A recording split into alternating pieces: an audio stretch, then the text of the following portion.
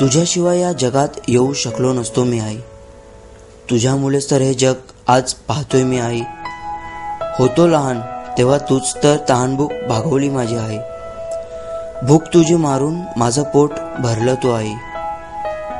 तुझं पदरच तर होतं ज्याला धरून चालायला शिकलो मी आई. आणि त्याच तर पदराची सावली दिली तू मला आई. सर्व काही दिलं तू जेव्हा जेव्हा जे जे मागितलं मी आई. तू आहेस म्हणूनच तर लहानाचा मोठा झालो मी आई. सारे म्हणतात लग्न झालं की मुलं विसरतात आई. पण जग संपलं तरी तुला विसरणार नाही, कारण तूच तर आहेस या सुखद जीवनाचा कारण आई.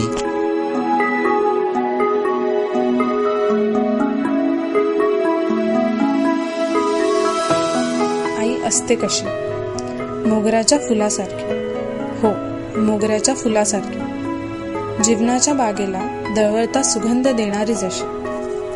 आई असते कशी? दुधावरच्या साईसारखी. हो, दुधावरच्या साईसारखी. घट्ट होते वेळ जाईल तशी. आई असते कशी? पहिल्या पावसासारखी. हो, पहिल्या पावसासारखी. मन हरपते पहिल्या नजरेत जशी. आई असते कशी? शांत पाण्यासारखी.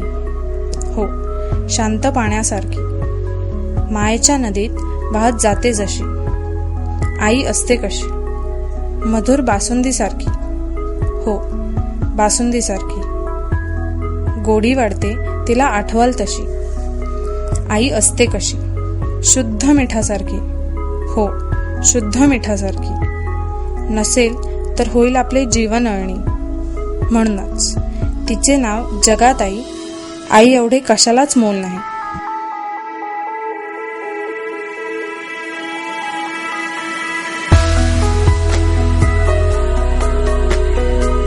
प्रेमळ मनाची, सोज्वळ स्वभावाची, सतत कष्ट करणारी, तरी सुद्धा काही न बोलता सर्व सहन करणारी, मुलांशी मैत्रिणीसारखी वागणारी, त्यांच्या इच्छा पूर्ण करणारी, आजीला समजून घेणारी, प्रत्येक वेळेला ॲडजस्ट करणारी, मनातल्या इच्छा जाणणारी, मनातलं सगळं काही बोलून दाखवणारी, आजारपणात काळजी घेणारी, हळव्या स्वभावाची असणारी, आईशिवाय दुसरे असे कोणीच असू शकणार नाही.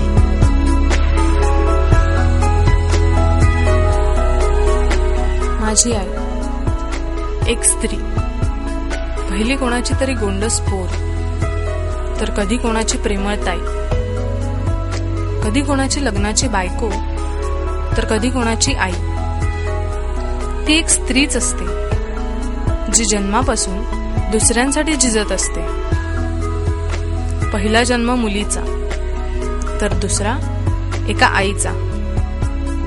आई सर्व नात्यांचे मधुर स्वर, जगी नाही जैसा कशाचाही दर.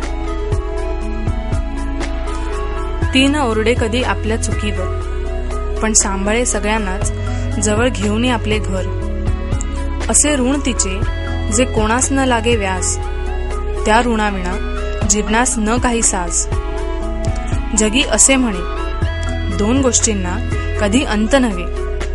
एक वरच्या लांब लचक क्षितिजाचे घागर, आणि दुसरे आईच्या प्रेमाचा सागर. आईचे डोळे तेव्हाच रडे जेव्हा आपली लेक जाई परक्याच्या घरी, आणि आपलाच पोरगा आपल्यालाच परक करी.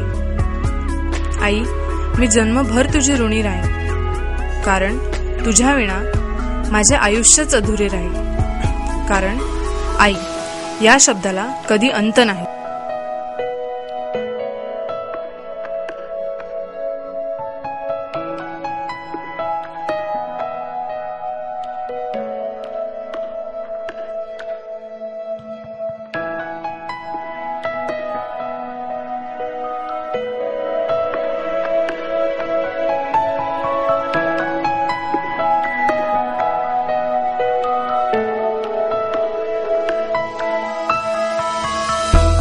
आकाश E Ishwar.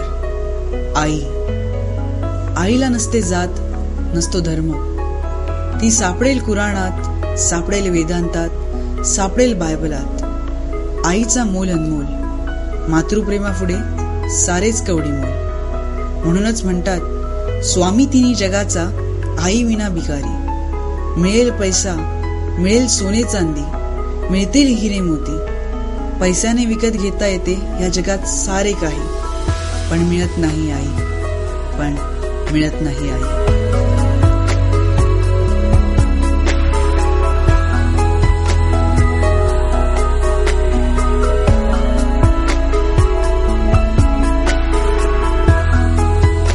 Mother is affectionate and pious lady. Mother carries us inside her womb for 9 whole months. She suffers many sleepless nights while we kicked and screamed inside of her. She went through excruciating pain to bring us in this world.